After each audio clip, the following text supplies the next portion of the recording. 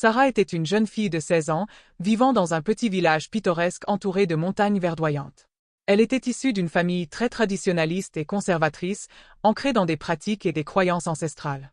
Chaque été, Sarah attendait avec impatience les vacances scolaires, car cela signifiait qu'elle pouvait rendre visite à son oncle Marc, qui vivait dans une ville voisine.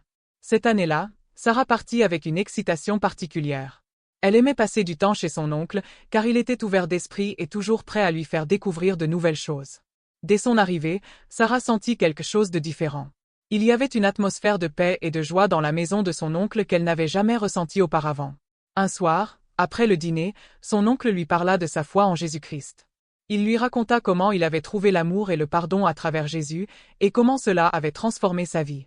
Sarah écoutait attentivement, intriguée par cette nouvelle perspective. Son oncle l'emmena ensuite à une réunion de prière dans son église locale.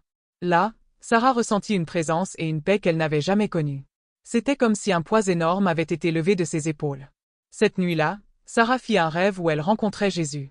Il l'appelait par son nom, lui souriait et lui disait qu'il l'aimait. À son réveil, elle sentit une joie immense et une certitude dans son cœur, elle voulait suivre Jésus. Remplie de cette nouvelle foi, Sarah partagea son expérience avec son oncle, qui était ravi de la voir si enthousiaste.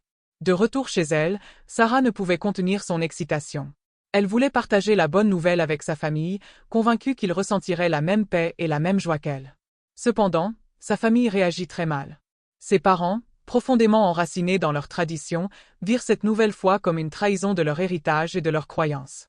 Ils tentèrent de la dissuader, mais Sarah resta ferme dans sa foi. La situation devint de plus en plus tendue. Sa famille, désespérée de la voir changer ainsi, en vint à la renier, espérant que cela la ferait revenir sur sa décision. Sarah, bien que profondément blessée, ne se découragea pas. Elle se tourna vers la prière et trouva du réconfort dans sa relation avec Jésus. Quelques mois plus tard, une tragédie frappa la famille, le père de Sarah tomba gravement malade. Les médecins étaient pessimistes quant à ses chances de guérison. Désespérée mais confiante, Sarah se mit à prier avec ferveur pour son père. Chaque jour, elle passait des heures à prier pour sa guérison, croyant de tout son cœur que Jésus pouvait le sauver. Un matin, son père se réveilla avec une force renouvelée. Il se sentait inexplicablement mieux, et les médecins furent étonnés par cette guérison soudaine. La famille, témoin de ce miracle, ne pouvait nier la puissance de la prière de Sarah et la présence de Jésus dans leur vie. Émus et reconnaissants, les parents de Sarah commencèrent à s'interroger sur cette foi qui avait apporté une telle guérison. Peu à peu, ils ouvrirent leur cœur et leur esprit à l'idée de suivre Jésus. Ils se rendirent à l'église avec Sarah, écoutèrent les témoignages et les enseignements, et finirent par accepter Jésus-Christ comme leur sauveur. La maison de Sarah fut alors transformée. La paix et la joie qui régnaient chez son oncle envahirent leur foyer. Sa famille, autrefois si réticente, devint unie dans cette nouvelle foi. Sarah, pleine de gratitude, remercia chaque jour Jésus pour le miracle dans sa vie et pour la rédemption de sa famille.